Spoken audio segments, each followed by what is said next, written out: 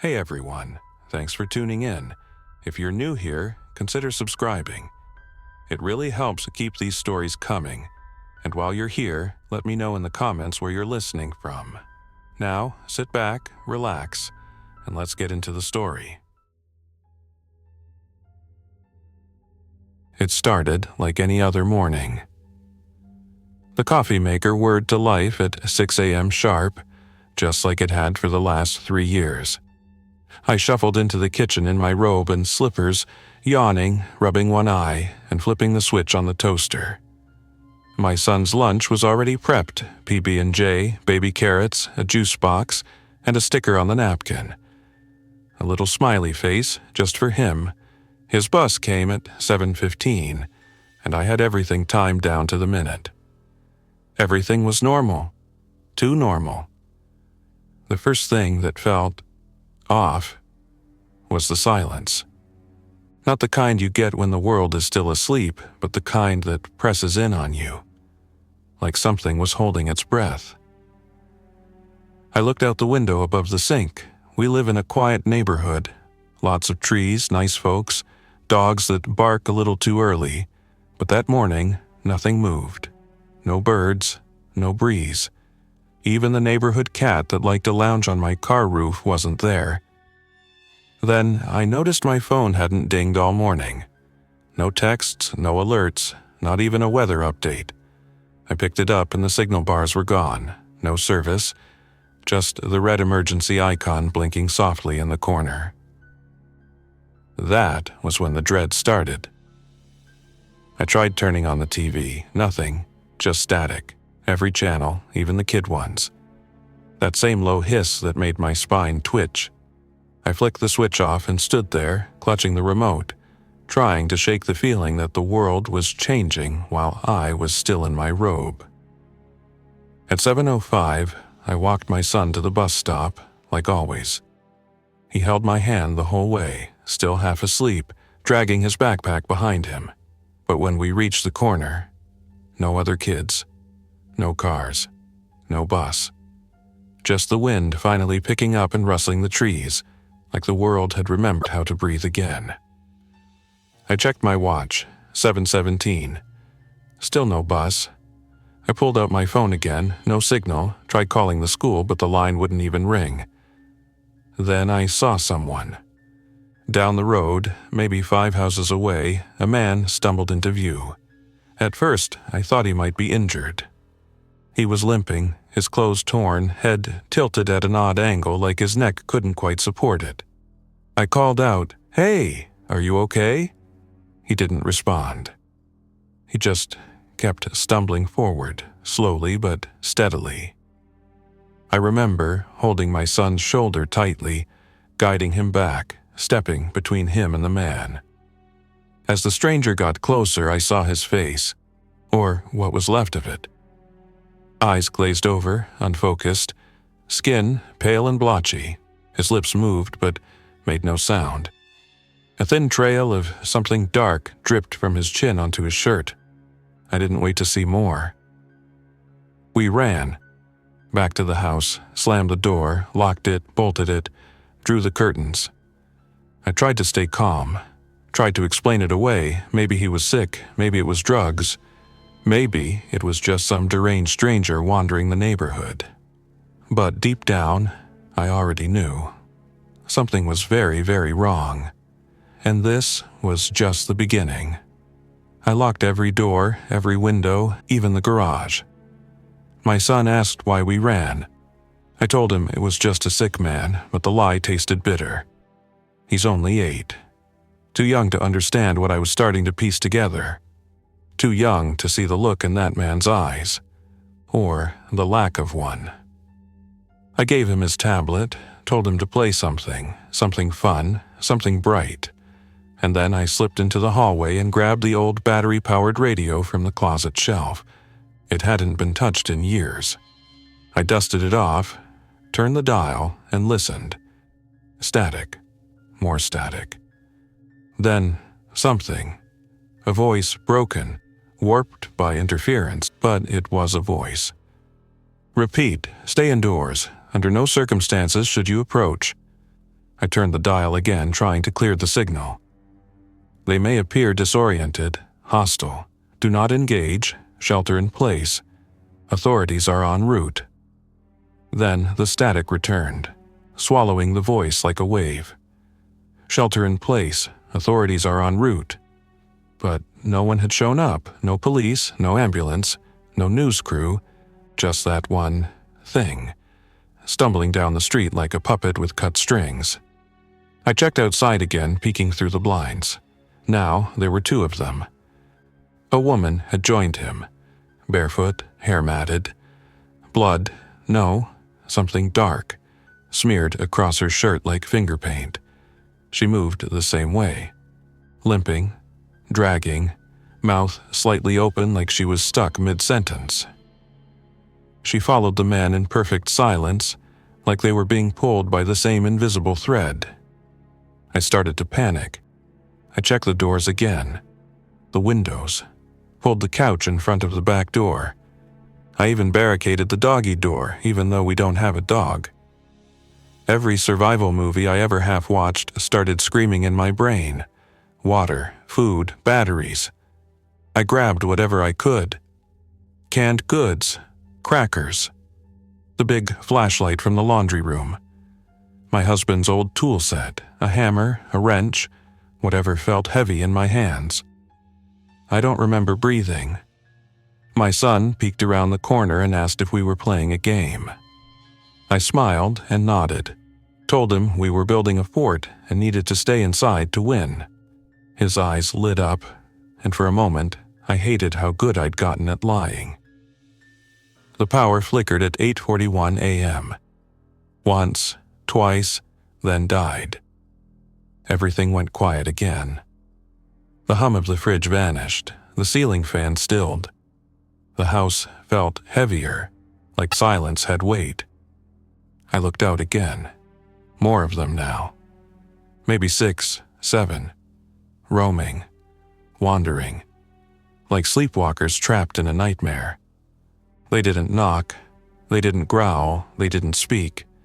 They just wandered, heads twitching like they were listening for something only they could hear. One of them, an older man in a security guard uniform, stopped at my neighbor's driveway. He tilted his head to the sky and let out a sound I'll never forget. It wasn't a scream. It wasn't a moan. It was like a call, a signal. And 3 others came to him. They moved together now, not fast, but not aimless either. They had a direction, and I had the sinking feeling it was toward me. That's when the first sound came. It was faint at first, like a shuffle against gravel. Then a soft, hollow thump, a pause, another thump. Louder this time. Closer. I froze in the hallway, clutching the radio like it could protect me. Another thump. Not on the ground. On the window. I crept toward the front of the house, keeping low, peering through the corner where the curtains didn't quite meet. One of them was there. Right on our front steps. He was pressed up against the glass, palms flat like he was trying to feel through it. His forehead bumped softly against the window again and again, leaving smears with each touch. His eyes were empty, but his body remembered something. That there were people inside. I backed away, heart pounding so loud I was sure it would give us away. I grabbed my son, took him upstairs, and tucked him in the bathtub with pillows and blankets. It was the only room without ground floor windows. I told him we were camping, told him it was a special secret mission. He laughed, said it was the best game ever. I smiled, nodded, then locked the bathroom door behind me. That was when the glass shattered. Not a scream, not a yell, just the clean, brittle sound of the window giving up, like it had grown tired of standing guard. I ran to the hallway and looked down the stairs. He was inside, the one from the porch. He'd fallen through the window and landed in a pile of glass and broken blinds. But it didn't stop him. He pulled himself up slowly, like his bones no longer cared which direction was up. He staggered forward, dripping something thick onto the hardwood floor. I didn't think, I just acted. I grabbed the hammer from the kitchen drawer and moved behind the couch, my flimsy barricade already pushed aside like it was nothing. I had one chance, one swing. When he turned the corner into the kitchen, I screamed. I didn't mean to, it just ripped out of me. He turned to the sound, arms limp at his sides, head crooked, and I swung. The hammer landed hard right above his temple, a sickening crack like splitting firewood. He dropped, just like that. No sound, no fight, no twitch. Silence. I stood there trembling, staring at what used to be a man, now crumpled at my feet. My hand throbbed from the impact, and the hammer, still in my grip, felt heavier than ever. Then I remembered something. The others. If they heard me. I ran to the window and peeked out through a jagged hole in the broken glass. They had turned. Every single one of them. Their heads lifted, their bodies stiffened. And they started walking. Not stumbling, walking. Toward my house. They surrounded the house. No pounding, no screaming, no smashing of doors, yet. Just the sound of shuffling feet and slow, steady breathing. They stood outside like statues, some swaying gently, others completely still as if waiting for some silent signal to move. I couldn't count them all. Some stood in the yard, others pressed against the siding, fingertips grazing the windows, foreheads tapping the glass with soft, rhythmic thunks like they were knocking politely, waiting for an invitation. I backed away from the window. Every instinct screamed that I needed to run, but where? This house was supposed to be safe, familiar, mine. But now it felt like a cage, and every creak in the floorboards echoed like a flare gun in the silence. I crept upstairs, careful not to make a sound. My son was still in the bathtub, wrapped up in a fleece blanket with a flashlight in his hands. He looked up when I entered and whispered, "Did we win the game yet?" I lied again. I said yes. He smiled. I sat beside him, keeping the hammer close, listening. My ears tuned to every little sound, the rustle of leaves outside, the soft groan of wood settling under weight. And then, something new. A click. A soft one, like metal shifting against metal. I froze. Then another click. From downstairs. The back door, the old one with the broken latch. I never got around to fixing it. I moved like I was walking through a dream. Slow, weightless, heart pounding loud enough to drown out everything else. I crept down the stairs, step by step, holding my breath. Another click. Then the door creaked open. It didn't slam, it didn't burst, it just opened like someone had turned the knob gently. And then I saw them. Two of them. Crouched just inside the threshold, not barging in, just listening. One of them tilted its head like it could hear my heartbeat from across the room. I raised the hammer again, but my hands were shaking. I couldn't move.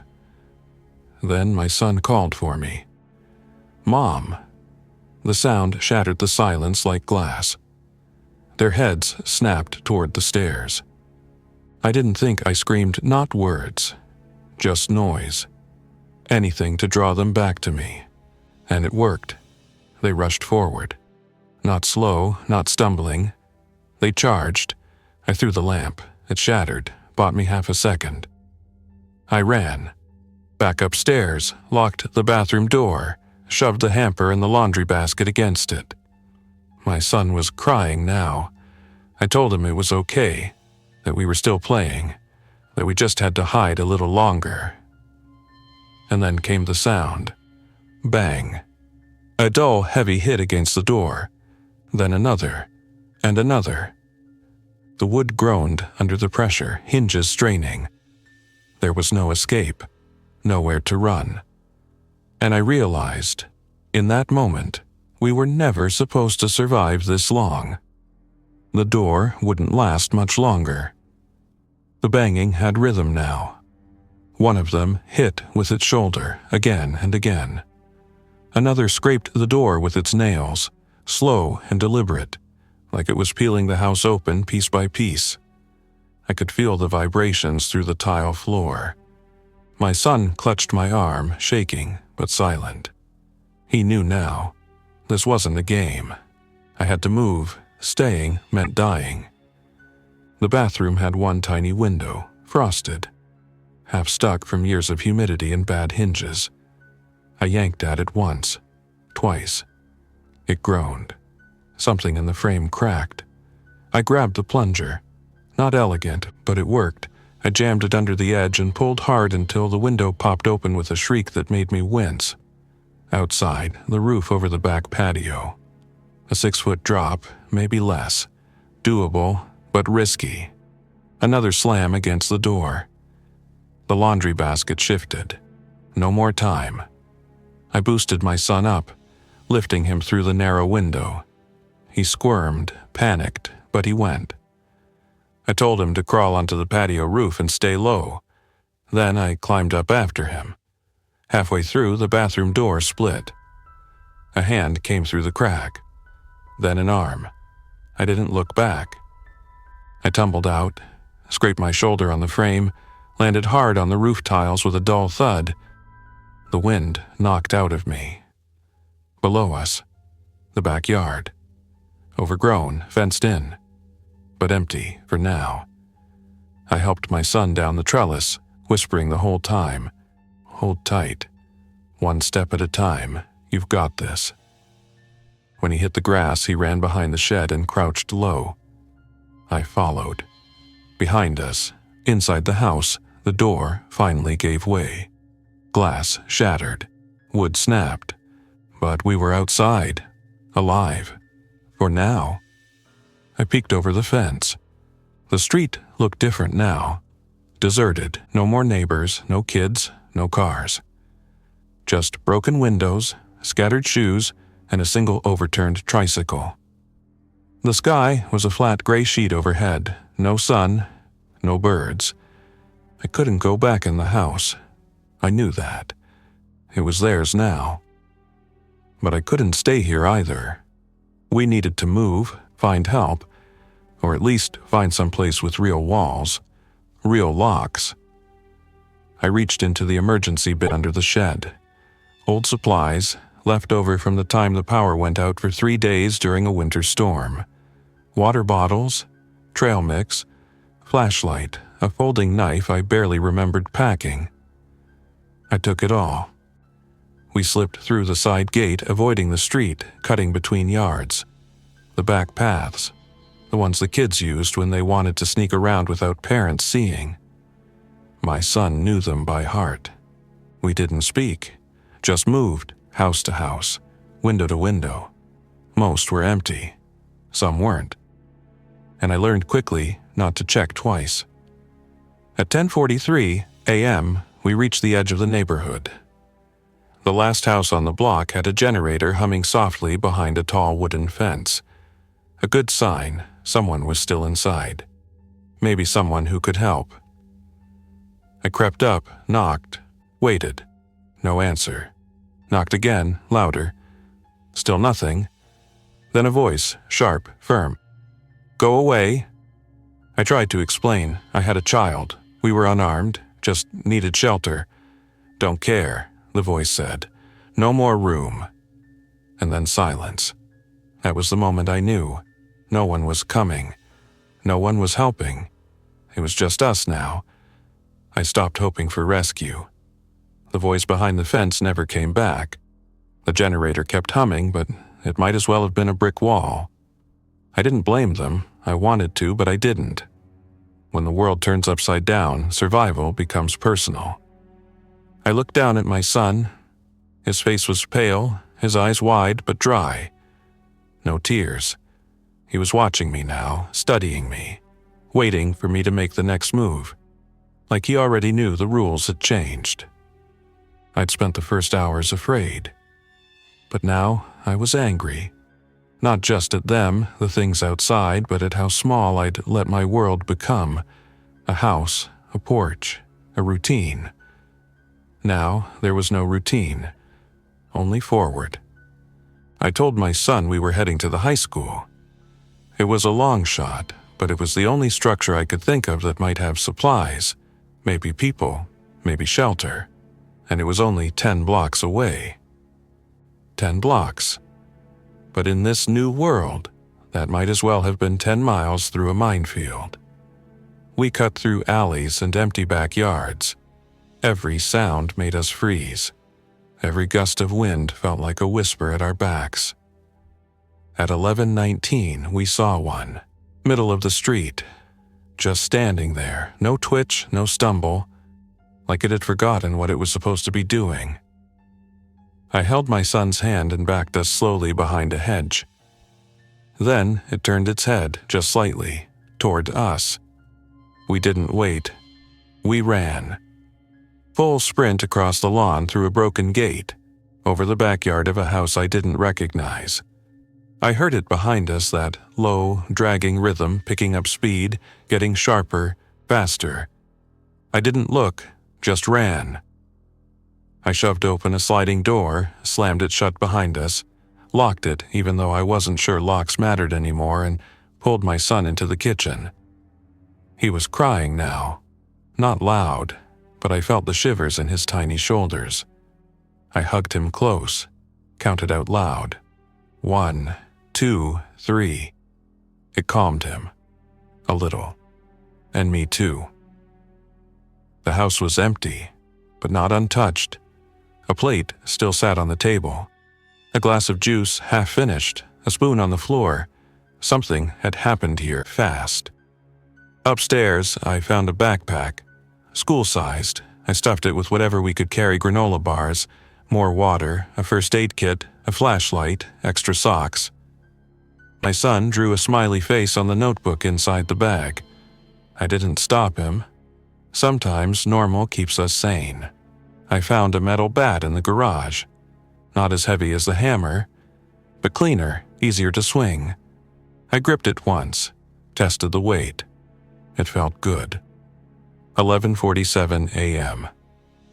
We slipped out the side door and back into the world. The high school was just 3 blocks away now. I could see the top of the building through the trees. It looked untouched, solid, like it was still part of the old world. We were almost there, but that's when we heard it. Not a voice, not a scream. It was music, barely there. Like someone had turned on a radio somewhere nearby, a song I hadn't heard in years. Faint, wavering, but real. Someone was out there, alive, and they were calling. 12:08 p.m. We followed the music. Every instinct said not to. But every part of me that remembered things like hot meals, working lights, and voices that didn't want to hurt us, that part pushed forward. The song was old, a slow, dreamy tune I couldn't quite name. The kind of thing you'd hear in a grocery store and hum without realizing. But here, drifting through cracked windows and empty streets, it felt haunting, fragile, like something from another planet. It led us to the school. The front doors were closed but not chained, no bodies, no signs of chaos. Just silence. And that music, a little louder now. I told my son to stay behind me. I tightened the grip on the metal bat and stepped inside. The main hallway was dim. Rows of lockers lined the walls. Flyers fluttered gently in the breeze from a cracked window. A banner still hung across the ceiling. Spring Fling. This Friday. It felt like it belonged to someone else's life. And still, the music played. We followed it past the cafeteria, down a corridor filled with classroom doors. Then we saw it. A generator. Small, portable. Humming softly. plugged into an old stereo sitting on a desk in the teacher's lounge. The music was coming from a scratched CD looping the same track over and over again. But no people, just empty chairs, half-eaten food, and a map, pinned to a corkboard. Lines drawn in red marker. Arrows, notes, checkpoints. The last one circled in bold. Evac site 2 p.m. Roosevelt Bridge. There was a date underneath. Today. My watch said 12:14 p.m. We still had time. I scanned the rest of the room. No signs of violence, no blood, no bodies. It looked like someone had been here, a group maybe planning, moving, surviving, and they left in a hurry. I felt hope bloom for the first time since the power died. This wasn't just survival. This was direction. I stuffed the map into the backpack, took a granola bar from the counter, and made sure my son drank water. We were moving again, but not fast enough. Halfway down the hall, I heard it. Not the music, something else. Footsteps. Not slow, not dragging, running. I shoved my son into a janitor's closet, pulled the door shut just as the sound exploded down the hallway behind us. Glass shattered. Metal lockers slammed. I peeked through the slats. It wasn't one of them. It was two. Real people. A boy and a girl, maybe teenagers, running like the floor was on fire. Right behind them, 3 of them, fast, not staggering, fast. The girl tripped. The boy turned, tried to help her up, but one of the things grabbed her by the jacket. And then, he ran, didn't even look back. The girl screamed once, just once. Then it stopped. I held my son tighter. He didn't ask questions. He didn't need to. We waited until the sound faded. The fast ones were new. They didn't stumble. They hunted. The rules were changing again. I opened the door slowly, checked both ways, and we slipped out. No more music. Just the soft buzz of the generator winding down. The world had moved on, and we needed to do the same. We ran. No more sneaking. No more creeping through alleys and hedges. Not after what we saw in the school. The fast ones, they weren't confused like the others. They didn't wander. They hunted. And I wasn't going to let them hunt my son. Roosevelt Bridge was 20 minutes away, maybe more with a child. But the map said it was the evac point. The only evac point. We moved through back streets, avoiding open intersections.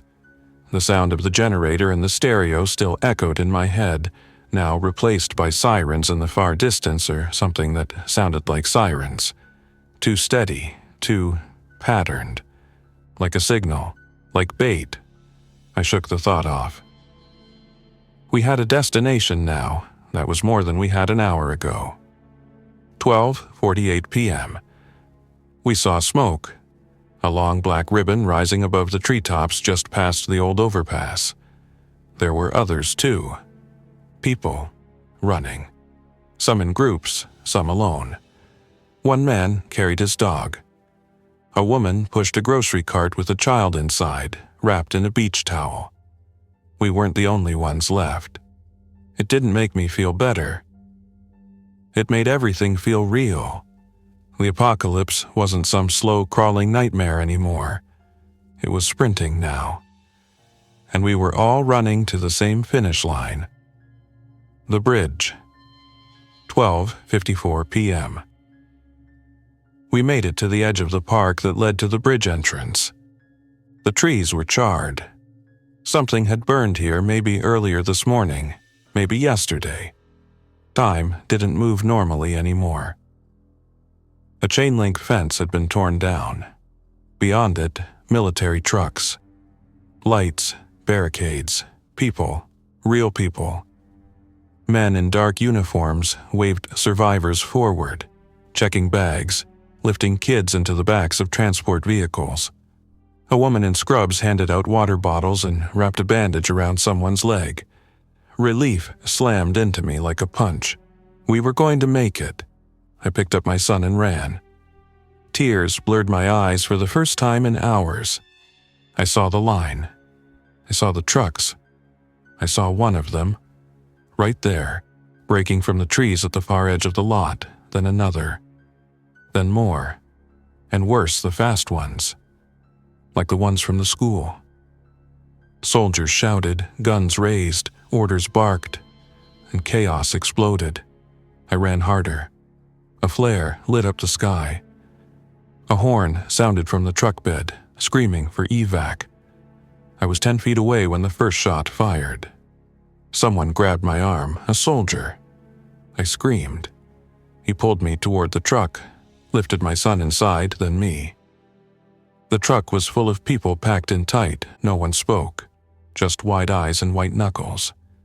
The engine revved. I looked back once. The bridge was being sealed, metal gates slammed shut. Soldiers holding the line. A few didn't make it. They didn't scream.